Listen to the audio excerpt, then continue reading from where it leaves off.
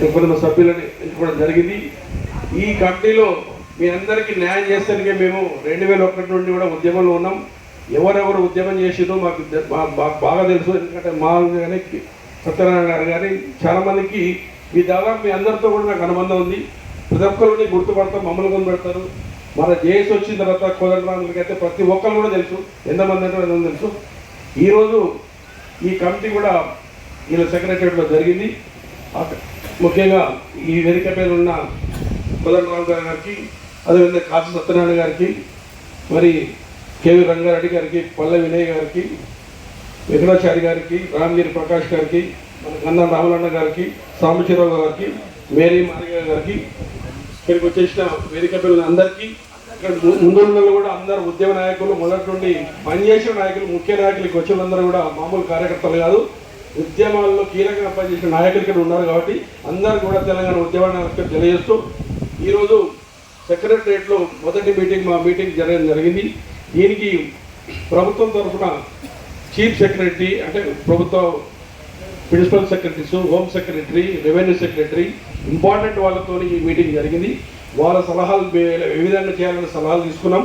అదేవిధంగా ఈ నెల 4వ తారీఖు అన్ని పార్టీలతో అంటే మేము ముఖ్యమైన పార్టీలతోని సమావేశం నిర్వహిస్తున్నాం.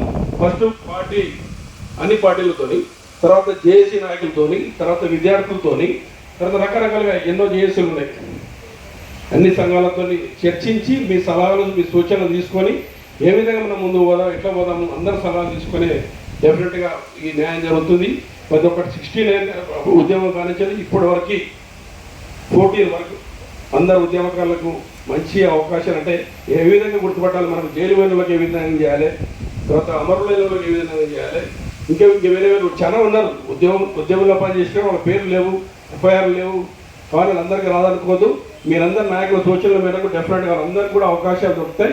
డెఫినెట్గా మన ముఖ్యమంత్రి గారు అందరికీ చూసుకోవాలని బ్రహ్మాండంగా నాయకులకి తెలంగాణ తెచ్చిన వాళ్ళందరికీ కూడా ప్రత్యేక కృతజ్ఞతలు తెలియజేస్తూ ఈరోజు ఉద్యమ నాయకులు ఎన్నో సంఘాలు పెట్టుకుంటున్నారు.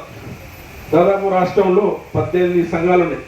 వాళ్ళతో కూడా మేము సమావేశాలు తీసుకొని వాళ్ళ సూచనల మేరకు కానీ అందరి సూచనల మేరకు డెఫినెట్గా తీసుకుంటాం.